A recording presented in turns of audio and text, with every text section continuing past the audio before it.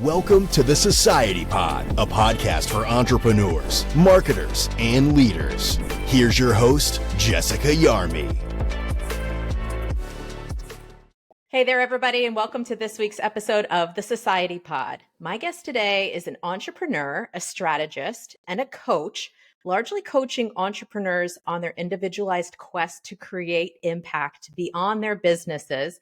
Wow, I love that approach to supporting entrepreneurs and planting the seeds of their entrepreneurial legacy. This is going to be a good conversation. Welcome to the show, Katharine Campbell Hirst. Thank you so much. It is great to be here. What did I miss in your introduction? How do you normally introduce yourself? I feel like it still changes all the time. What feels right this week? I coach women. I do believe that women create differently. We have inherited different blocks. We have different things to overcome in our minds and our visions and what we want. So that's a big part of how I operate is I work with women and I work with entrepreneurs and execs. So a lot of how I talk about it is how they are going beyond the map of anything they know. You and I talked before we came on about how a lot of your audience are maybe outgrowing something that has been a good fit for them, but isn't anymore. There's this crazy moment when you're like, I want to do something bigger than any of my mentors have done. And like, that is the point a lot of people find me. It's like, I'm called to do this thing. It's so big. I don't know anyone who's done anything quite like it. I'm not sure anyone has. Who do I jam with? And I'm like, yay, you found me. I'm who you jam with. Let's do this. I love it. So we're going to dive into your current state of affairs, but I want to give everybody your background because you have a fascinating left brain, right brain kind of background. So you were in the Accenture consulting group for years doing very strategic research-based kind of work. How do you get from there to where you are today in your coaching business? So it's a great question. And, I look back and I'm like, Steve Jobs talks about the dots only make sense when you look backwards. It's definitely one of those, but yeah, so I started off, I graduated from college. I was really interested in politics and economics. And Accenture actually has a think tank. And I was like, oh, great. I can do a bit of businessy and get paid better than people in think tanks do, but, still use these pockets of my brain.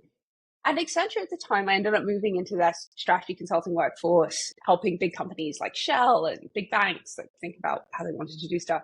At the time, I loved it. I was learning the rules of business, figuring out how things worked. What is this language? How do people operate? How do people make decisions? How do I operate within that, but also around it a little bit and get the stuff I want to get done?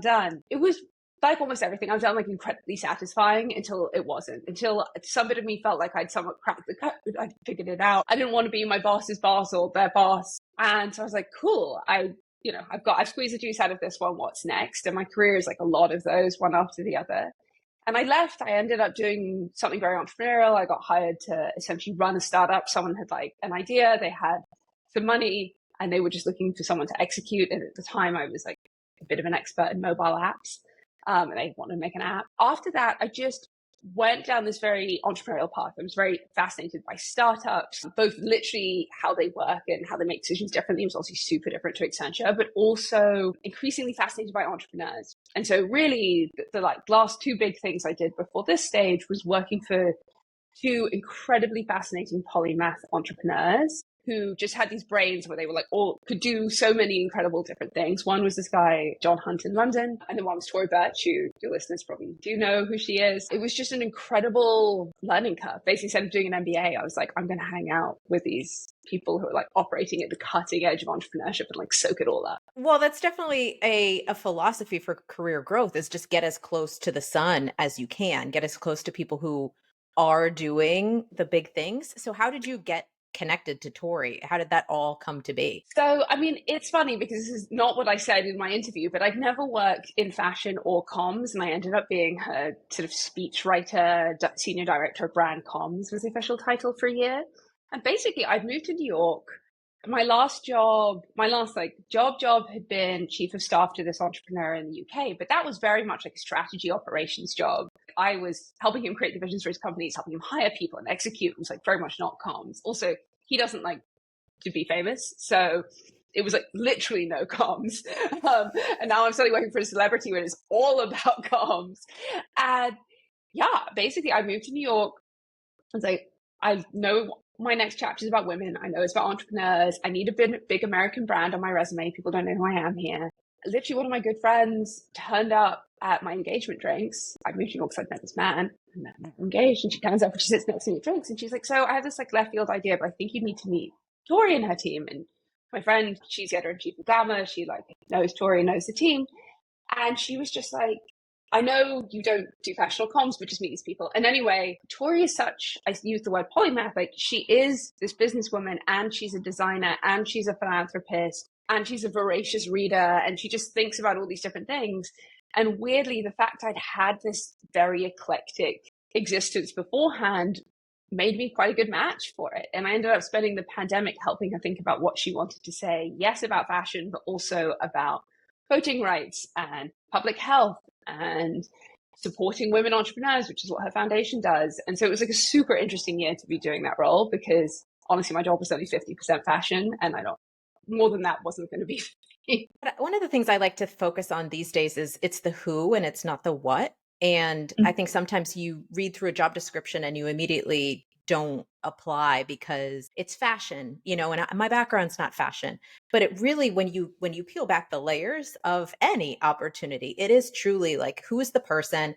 What are their values? What's the company culture? And it's amazing that you were able to find that just by keeping an open mind and staying open to, it's not mobile apps, it's fashion, but that person who's running the fashion has the same shared values as you.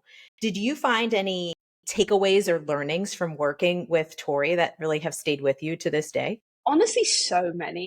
To your point about like get as close as you can to the sun, like it was just an immense privilege to be in the room. One of the things about a job that's about communications, which I hadn't really realized until I took it, was when people are making decisions about what to do, I was often the most junior, like I was pretty senior there, but I was often the most junior person in the room, right? It would be like the core people who she helps make decisions with. And then I'm sitting there taking notes and thinking about, because eventually we're going to have to communicate this outside and what do we want? What are we going to want to say? All of that. And so it was like an incredible masterclass in seeing how someone operates. My favorite thing about her and her leadership style is she really is listening to everyone in the room. Like if you were in a room with her, she is going to ask you a question. If you're the intern, if you're the head of marketing, if you have found yourself in that room, she wants to know what you think. And she genuinely is listening.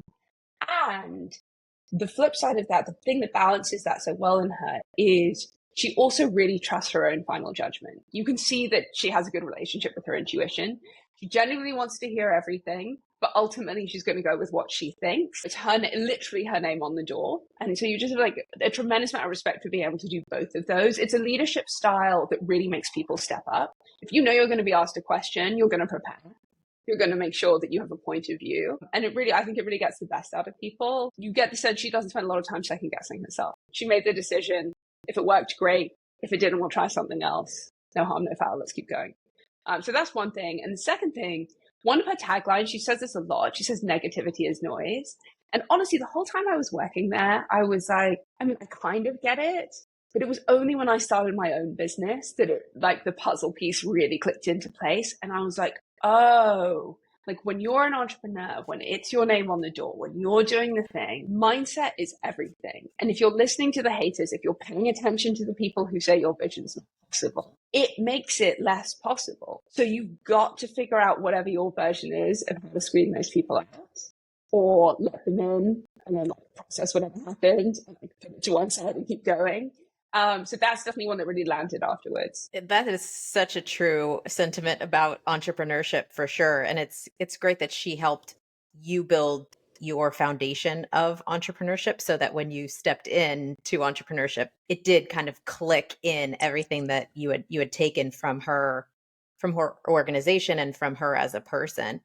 Is there a moment that you look back on that you feel like things did really click or things really did overlap? You started to really sit in your passions and it really started to flow for you as an entrepreneur? It's really interesting because at every point in my career, I felt super aligned. But when I look back on it, I was very mentally aligned, but it was only after I started doing the work I've done on myself in the last sort of 7 years that I understood that I needed to align like my heart and like all of the other parts of my life with my work. Frankly, it was only once I got married and had a kid that I was like, oh, I had always just essentially been that person who was very happy to be slightly boundaryless at work, which was very good. By the way, an incredibly successful strategy in my 20s. I don't think I would have got so senior so young if I had put a lot of boundaries around it. But realizing that that's not how I wanted to live, and then realizing that I needed to build from that place has been game changing for me, and is so much a part how I work with my clients. Like, most of my clients are either moving into a new entrepreneurial chapter or moving out of some sort of executive chapter into an entrepreneurial one. And so much of my philosophy is I need to understand all your life goals. I need to understand your relationship with time and money and food and all of these things, because we've got to build the lifetime psychological foundation for you to build this thing on. And if you don't do that first, you're going to have to do it at some point. It's going to feel much worse later. Right? Or it's not going to be sustainable. You can't keep the energy needed if you're not completely aligned across all the things, not just operational things, but like mind, heart, vision, legacy, all of those things have to be aligned. So talk to me about what you're currently working on. What is the Baubo Project? Where did this idea come from? And what's the current state of affairs? It is a quest to write a book. It really, what it is a quest to take this thing that I know is happening in the group chat behind closed doors for women entrepreneurs and bring it into the light, because I think it's going to change the culture of entrepreneurship. So essentially where this originally came from was my first time running a business. I actually spent a year running a friend's business while she took a year off to look after her first child. And her business was all about essentially helping quite high pay women soften into their feminine, which at the time was very resonant for me. It's part of what I do now. It's not all of what I do now. But at that time, I was like, okay, cool. So like, the business itself is not a complicated business. I can get my head around that. But like, operating the feminine, what would that mean in business? Where's the book? No book. Couldn't find a book. There's stuff about feminine leadership. There's lots about stuff about feminine and polarity in relationships. Couldn't find a business book. And then when I was working for Tori, the second aha moment hit, which was realizing that when entrepreneurs tell their stories, one of two things happen. Either they self-censor in ways that they think will help them get taken seriously, and so they leave out parts of the journey that actually are the real parts, or their stories get diluted in the retelling. So like, to give you a very visual example of this, Tori was on the Masters of Scale podcast, which is a very big, famous podcast. And then preparing and thinking about that, I was also I listened to the episode they did with Sarah Blakely from Spanx, right? And at some point, he's asked some version of the question of like, how did you know that it was going to be big? How did you know? And she was like, honestly, like literally in college, I just had this vision. I was talking to Oprah and it felt really real. And I didn't know what it was about, but I just kind of knew that at some point I was going to be on a stage that big with her. If anyone's listened to the podcast, he does these little asides to the audience periodically where like the person he's interviewing says something and then he explains the thing that just happened. And he basically explained this to his audience by saying, just to be clear, she's saying she has a vision. Obviously, she didn't actually have a vision. So this is what happened. And I sat there listening to this and I was like, I think she went on your podcast with millions of listeners and said the thing she meant to say. And I'm not saying all of us are going to have visions and this is how our entrepreneurship is going to work out. But so often women tell some version of the truth of their story, whether it's, I just knew this thing, or I had a vision that this thing was going to happen. I didn't know when or where, or whatever it is. And then this sort of gets explained away as like, oh, but they didn't really mean that. And so anyway, that was part of the inspiration. And so yes, the goal of the Baubo Project, I've interviewed, I think it's 26 8+ figure women entrepreneurs. So these are serious, many $1 million of revenue. About half of them have sold a company. Between them, they've raised over $1 billion, the women I've spoken to. Like, these are serious heavyweight women entrepreneurs. And I'm asking them, what's the atypical advice you have? What's the Silicon Valley advice you ignored? How did you actually fundraise as a woman? But also their relationship to like creativity and vision and their intuition and their feminine and all this stuff, and just being, and almost all of them are like, no one's ever asked me these questions before. And I'm like, cool, I'm onto something. This is great. So that's where the aim is to wrap up the research stage this summer. Then I'm having a baby. And then next year, like, write the book. I think this is a topic that definitely needs to have a book around it. And if you guys are listening and you're like, yes, absolutely, we need this book, go to the BauboProject.com website and I'll link it in the show notes and sign up for the early releases or of information around the book launch. Because I think this is exactly what needs to be talked about with women entrepreneurs. Are you seeing certain trends, or are you going to organize your book into trends around like things that you see consistent across successful female entrepreneurs? So they're definitely trends. Consistent is such an interesting word. I'm going to hop on that for a second first. Perhaps the most important aha moment I want anyone to take away who's read the book. So much of what is inherent in like the quote unquote the masculine is some version of like, there is a linear way, there is a way, there is the way. You do these 10 steps, you will get the same result. You know, it feels quite scientific method. Everything is repeatable. You want to sell, you do these 10 things, you will sell. And the experience of most entrepreneurs I know is that that is not how it works. It's much less linear. It's much more about figuring out how you work and then giving yourself permission to operate that way. So to make that more tangible, one of the things that comes up a lot is about how people create. There is a lot of the like typical Silicon Valley entrepreneurship centers, like you're going to have a vision, you're going to set your 3-year goals, and then you're going to like find all the playbooks and do the things and you'll get there. And there are some people who that works really well for. I'm not saying that that doesn't work. I'm just saying that like, if that doesn't resonate with you, it won't work for you. And instead, the alternative is to build something that's closer to a blueprint of how you operate. So examples, one of my favorites is this woman who has started companies worth over $1 billion and only schedules her calendar 1 week. So she doesn't know what she'll want to do more than a week in advance. She doesn't know where her energy will be, what her joy will be, what will be the thing that is most interesting to her. And so she gives herself permission to be like, I'm just going to schedule a week out. When I was initially introduced to her, I didn't hear back for like a month. And I was like, oh, I guess I'm not going to do that interview. And then suddenly I got a message from her. And it turns out every Friday she asks herself her series of reflection questions. And at the end of that, she's like, this is my priority for the next week. And eventually one week, my email like made it onto the list. And, you know, I met her 3 days later. And I appreciate that sounds quite undoable for people at earlier stage of their business when you have to be doing more things yourself. But literally no one can't keep 1 day free to follow their own interests and their own energy. Like hold a day, call it like your CEO day. And it's the day that you are zooming out. You are preferably not in front of a computer. You're going for a walk, whatever it is. And you're having better creative ideas. So like that's a theme. There's a big theme around power and permission. And essentially the more power a woman gets, the more she suddenly questions whether what she wants to do with the power is the thing that society tells us. And so you essentially, at some point, you've raised a ton of money, you've got it, you're doing super well, and you're getting all this pressure to do whatever the obvious next thing is, but you don't want to do it. And then like giving yourself the permission to like essentially go off piste at some point. That comes up a lot. And then one other thing, I appreciate this is a long answer to the question. One other thing that is really interesting is all of them take processing their own emotions very seriously. So if they've had a bad day, they have some sort of hygiene practice to like try and get through as much of it as possible before bedtime. One of them I love, she's literally like, she runs a construction business among other things. And she literally will go home and watch like a sad film on Netflix if she just needs to like cry out her day before bedtime. But she gets it out and it doesn't hang over into her next day. And I love that. There's so much permission in that. One of the things, just to jump back to, you made a really interesting point, like where you were talking about Tori saying like negativity is noise. You're talking about scripts and like preconceived notions of what business should be or what entrepreneurship should be.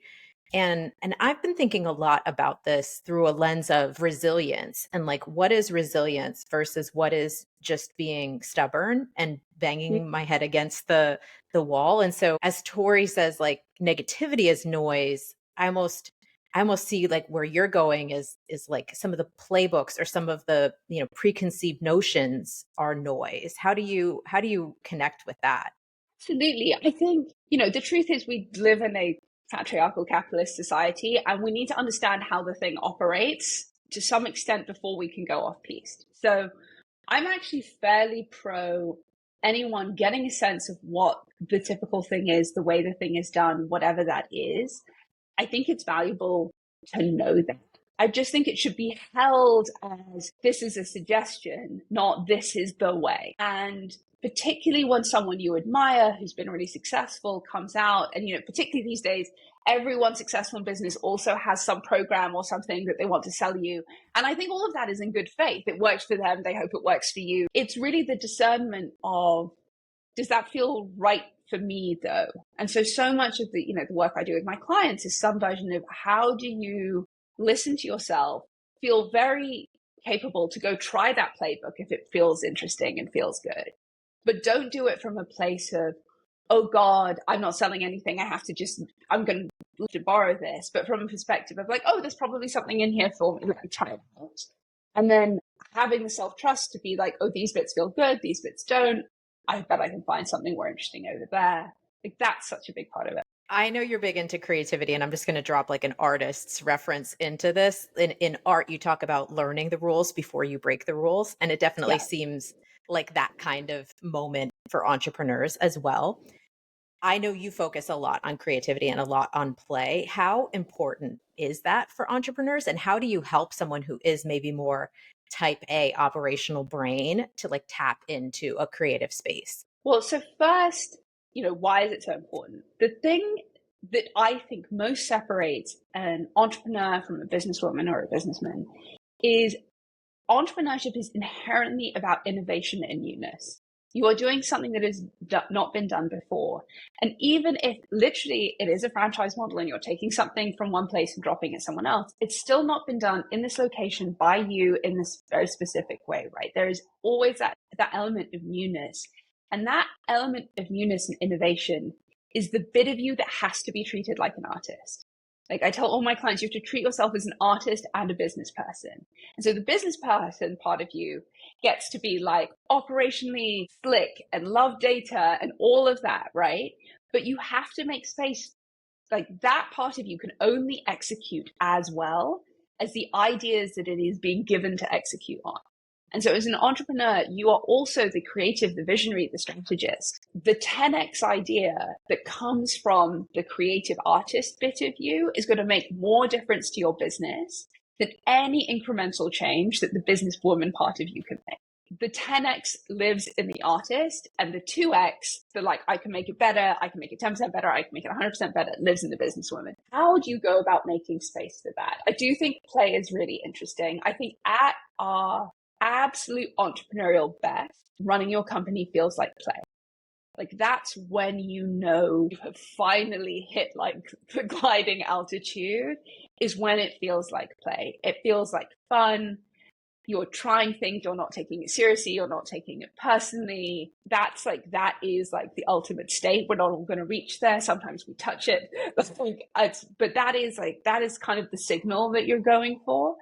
And in terms of like how to find more of that in your life, part of it is just giving yourself permission to play more. Adults have a story about what play looks like and then think they don't play very much. I ask people on their intake form if they've played recently, and they'll often start with some version of no, and then they'll start telling all these things they did that were fun. And I'm like, well, maybe play for you looks like interior design. Maybe play for you looks like cooking, or maybe play for you looks like something else. And they're like, oh yeah, well, okay, cool. Maybe I'll play one night there. I think a lot of it is like creating visioning space where you're deliberately lowering the stakes and taking things not very seriously. So is there, one of the exercises I love to do with people is like, what would you do if like you had infinite access to capital and all the phenomenal talent you wanted? Like, how would you structure your day? How would you structure your time? And you're not there now, but there's always some insight in there where like you could be closer to it than you think.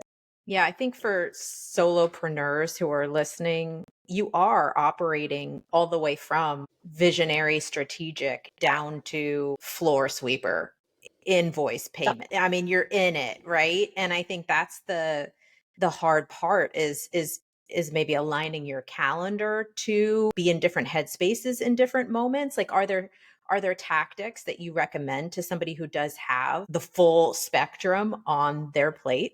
Absolutely. And for what it's worth, I do. At this point in my life, I finally have a VA who sorts out some stuff for me. But, I consider myself very much that person. I make sure the invoices get sent. I make sure something gets press published on my social media.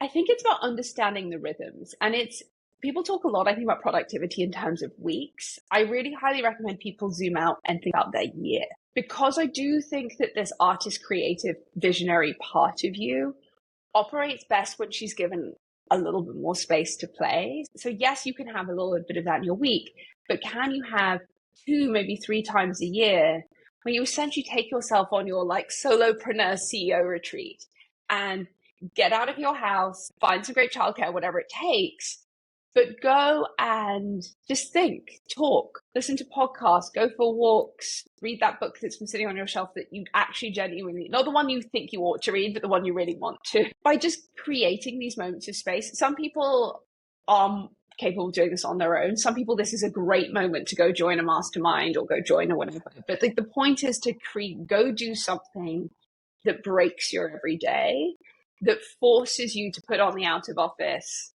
to not read, to not think about the invoices of the floor sweeping or whatever, and like really invest in yourself in that way. I do think that's probably the single biggest thing you can do.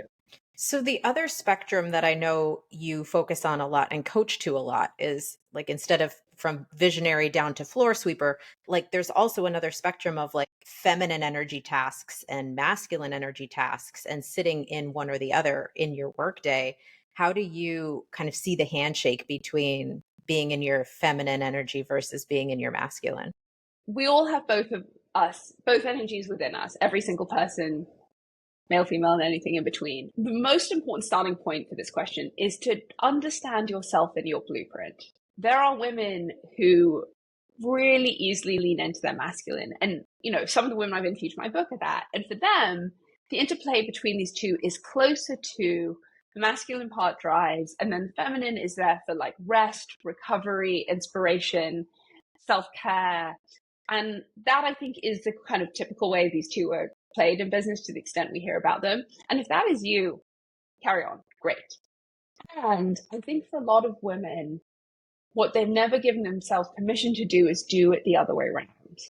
To let the feminine lead, the part of you that's all about people, that is all about creativity, and then trust that the doing, the masculine, the executing can come in afterwards and do the supporting.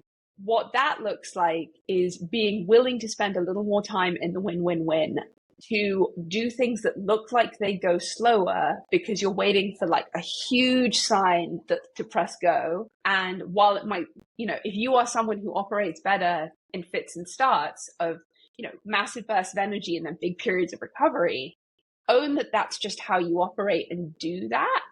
Because if you don't, you will burn out. Right. So yeah, that's how I think about it. It's really about like understanding the dance within you, and then making sure you're putting them in the right sequence. I think this is such an important conversation to be having, especially for women coming up as entrepreneurs or coming up as female executives, because I'm 44. And so like I came up in pantsuit culture and play the boys game, like play the man's game, like be as in your masculine as you can. And I think we're now maybe generationally just in a shift where the ideas around what does a leader look like? What does a leader sound like? And shoot, we're in a presidential election that now is opening up that conversation. And so as you've interviewed these 26 different successful female entrepreneurs, are you looking at age range also? Like, is age or generation something that you tag into? And how do you see like this conversation impacting different generations? So, it's so funny, isn't it, when we think, diversity is so important, but it means so many different things. Right? It is about age, it is about race, it is about orientation and all of these things. And one of the most fascinating parts for women entrepreneurs about age is we live in a society that it is built literally for the male physiology. So like, let me stand on my soapbox for a hot second. But right, like post-puberty, men are chemically, hormonally, biologically, basically the same person for the rest of their lives. Women are absolutely not, right? Like if you don't have kids, you're at least going to have 2 chapters. And if you have kids, arguably, you're going to go back and forth between some sort of pregnancy, lactating, not, and like then again chapters. And the wild thing about, I certainly had no expectation until I had my first pregnancy, was realizing that like my psychology is so different when I'm in different hormonal states. I'm not someone whose cycle does this to me that much. So some people literally have this on like a weekly basis. I'm not one of those people. So I didn't really realize it until I got like the full hormonal whack of pregnancy. But that is hugely important. And then when you add age on top of that, right? Like one of my absolute favorite interviews, this woman who started a company at 56. And she hadn't even had much of a business background, but she had so much self-trust, so much wisdom. She had this incredible network of people who loved her because she had just so clearly been like everyone's favorite person to sit next to at dinner for the previous sort of 30 or 40 years, that she just knew all these people who wanted to help her because of just who she is. And like, she sold $20 million of clothes in 3 years. And you're like, oh, wow, okay, cool. But, no, she is all consumed in love with her business now. But her kids are out at college or out, I think they're even older than that now, like out in the world.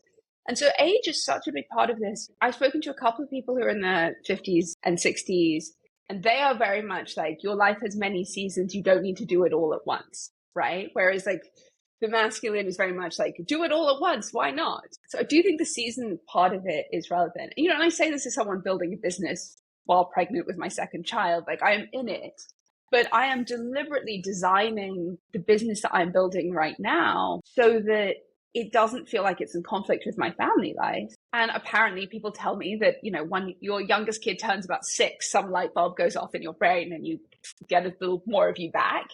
And I know I'll be running a completely different company by then. I'll be a completely different person. I'll have a different kind of energy. I'll want to do a different thing. It's unlikely that anything would hold my interest for more than 7 years. And, I'm not making any of that wrong. I love the idea of maybe through the work that you're doing with the Baubo Project and through this book that there's going to be conversation around new playbooks and not having it be the playbooks of the past, or not having it be playbooks that are built around a male dominated executive kind of society, but like playbooks that can work and support female executives, female entrepreneurs. Are there things that and we'll all read the book when it comes out, but are there things that you have in your playbook right now that you're like, I would pass this along to the next generation in a heartbeat? The stake I have the most for me, for my daughters, for my clients, is a sense that your only job is to be the most you can be in the world. And so your number one job is to figure out who you are. And then you get to figure out how to operationalize that and like execute on that. But if you don't do that first bit, you're completely lost, which is honestly such a weight as a parent, because on one hand, I want to, help my daughters completely find themselves. And on the other hand, I'm like, and you need to go to bed at a certain time. And no, you can't hit someone. And like, whatever, it's like a constant dance between trying to shape and also trying not to. And you've got to unlearn a bunch of stuff. But, the single most important thing is to understand how you work. So for me, what's in my playbook is really understanding, one, my key values. I think about sometimes about like the different archetypes that live within me. I've recently been thinking a lot about, I come from a long line of adventurous women. Every woman, literally me, my mother, my grandmother, her mother, all fell in love at first sight with their great loves, all moved to another country or another continent to do it, all lived very atypical lives for women of their generations. Me, maybe a bit less so, just because women have more freedom now. So I stand out a little less. And like owning that as part of my makeup is so important, right? These are qualities that are celebrated in men, but slightly, we don't really know what to do with women who like a lot of newness and adventure, because we want them to get married and stay still and have kids and like not change. And I'm happy I've married a man who's quite down with this side of me. So if my job is to be the most me I can be in the world, it's to honor that part of myself. And also paradoxically own the part of myself that, is about to shut down, turn off the lights on her business for 3 months because I'm having a new baby. What do you think is your superpower? The thing about how my brain works that I think is the most unique is some version of pattern recognition. I simultaneously can pick up new things quite quickly. I can see the patterns within them. I really see the whole world as like fractals. If you think about, little fern fronds, that, the tiniest bit of the plant is the same as the whole plant. I really see that and see. So my superpower is really connecting things that other people don't connect because I see how the patterns are the same. Like right now, that means have basically taken a sort of 7-year study of psychology, which I was doing for fun on the side, and connected it with my knowledge of business. And now I'm like connecting those two things in coaching, but who knows what will be next. Yeah. It's connecting patterns and seeing how they all connect. Yeah. Part of how I do that in coaching is I see patterns in people's lives, patterns in people's minds. That thing you're doing over here is actually the thing you're doing over here with your clients. Like you don't realize it's the same thing. And that's super interesting because I feel that exact balance from you of like pattern, but then also intuition and seeing those as layers almost. If you're thinking of map layers, you have one like income layer and then you put another zip code layer. I just see it as there's different sides that you're bringing to the same puzzle. Talk to me about intuition and how you connect to your intuition as an entrepreneur. Absolutely. I would start by saying I had zero connection to my intuition well into my 30s. So I have some insights on this, and they are, learned in the last decade. I was very in my head. My head was I was very smart. I could reason anything out. And I lived in that place for a long time until it didn't work anymore and I needed to find other tools. Now, what I've learned about trying to find my intuition is if you feel like you don't have any access to it, the first place to start is some version of it's all real. I genuinely believe that everyone has little voices in their head, little feelings in their bodies, little things that happen all day as they are going about their day. But most of us only focus on one screen, maybe literally the computer screen, but maybe more metaphorically, the person they're talking to, the thing, whatever it is. And you're just not paying attention, but all of us actually have this whole symphony playing all the time inside. You've just learned that you don't need to pay attention to most of it. It's not relevant, right? You're just screening it out. So the first thing to do is it's all real, and just start genuinely paying attention to the way your body feels before and after you talk to someone. Do you suddenly have a moment in the shower, you're like, oh, I should call someone? Do you get these little, because all of us get these little things, but we don't take them seriously and we think we don't have access to it. And I'm like, it's definitely there. So step 1, it's all real. Step 2 is act on it. So many people, the second thing is, and actually this is what most of my clients are when they find me, is some version of, oh, I hear my intuition, I just don't do anything with it. And unsurprisingly, the muscle of paying attention to it, the voice inside who has that kind of wisdom kind of gives up if you don't do anything with it. Whereas, and you can't learn to trust it unless you let it drive and see what happens, and then let it drive something else and see what happens. Because otherwise it's very theoretical, right? I have a client who's in the middle of a big job hunt at the moment. To give you a very literal example, she walked out of a meeting and was like, oh, I definitely don't want to work for that guy. That didn't feel good. I'm like, cool, great. Intuitive gut reaction. Great. She's like, but I'm going to send in this follow-up email about how these are the 3 things we talked about and whatever. And I was like, what if you just send him an email saying, thank you so much for coffee. I don't think this is a good fit. I'd love to stay in touch. And she was like, oh. And I'm like, that's how you act on your intuition. Then you're giving it permission to tell you more things in the future. I love that advice around intuition. And for me, it kind of plays into where you see your path moving. How important do you see having clarity around a path versus having the trust around your intuition to just go one step at a time and it's going to lead you where it's going to lead you?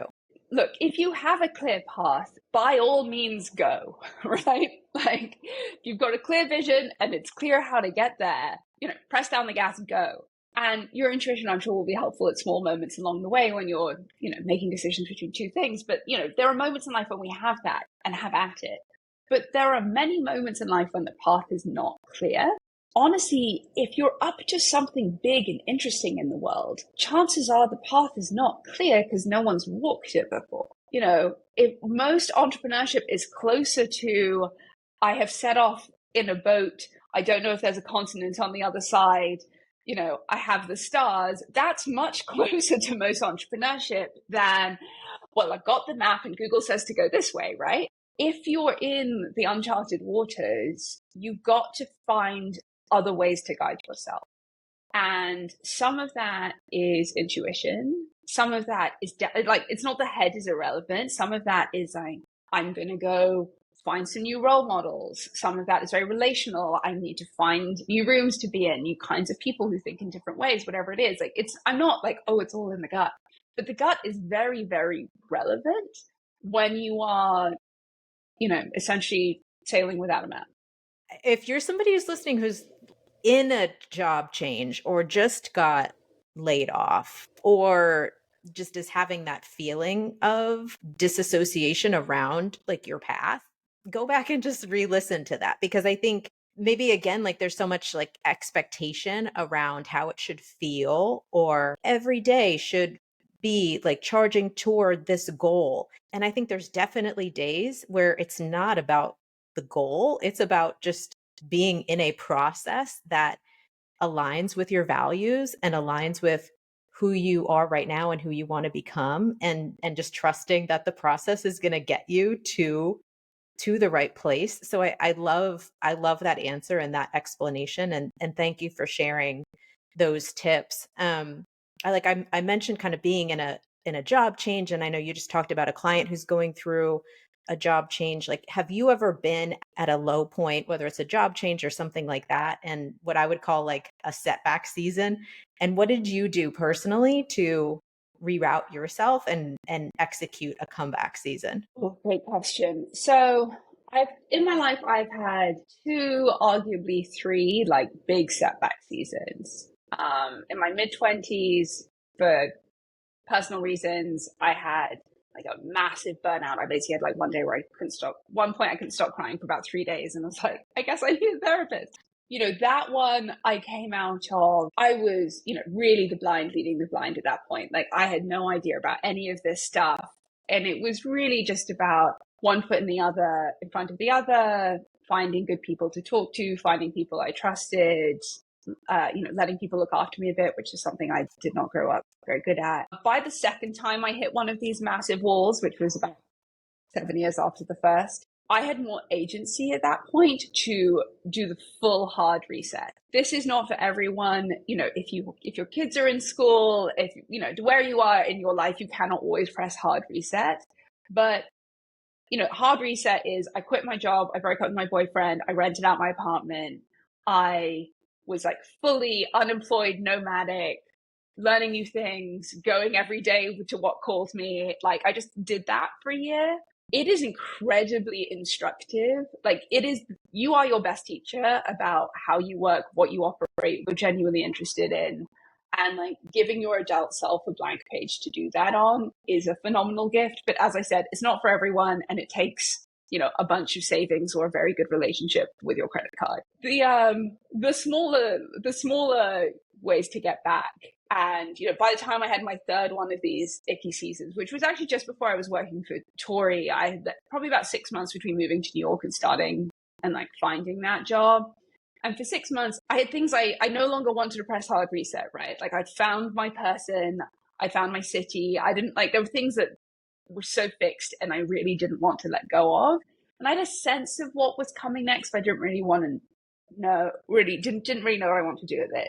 3 atypical things for smaller lows. Actually, not. The first one's not atypical. Have a hot team. Have someone you can call who just reminds you who the fuck you are, knows that you're a badass, reminds you you're a badass even when you're currently sitting on your couch, not doing anything with your day. Like, have those people, very important. The second thing is like be useful. Like volunteer, have a friend call you when they have a problem and like help them, whatever it is. Like it really reminds you of your own power when you see that you can influence other people, not in a negative way, but just that like you can still have impact in the world. I really think like helps get you back into what you're good at, what your gifts are. And the third one, genuine piece of advice.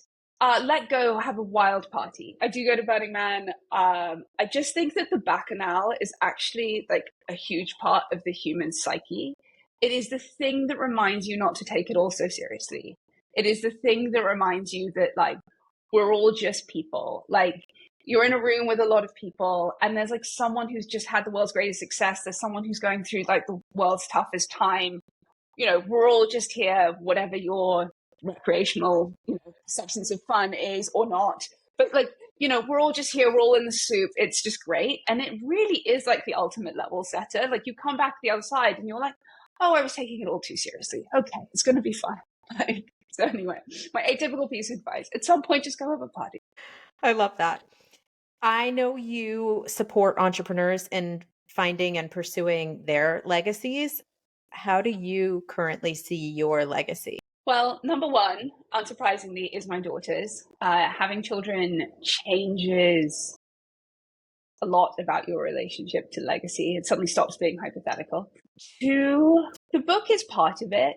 I'm a great believer in the power of ideas. 100 years from now, basically no one's going to remember who any of us were, apart from our kids maybe. But a good book, a good idea kind of lives on forever. So there is an element of that, a little bit of ego in there, but like there's a little bit of that in the book, which is like, I would love to synthesize these patterns my brain finds into something that like lasts. But yeah, I think it's mostly the way I think about legacy is just constantly sending the best possible ripples of like goodness and positivity and optimism and change out into the world, and just hoping that they land in good places. And, so far I feel good about it.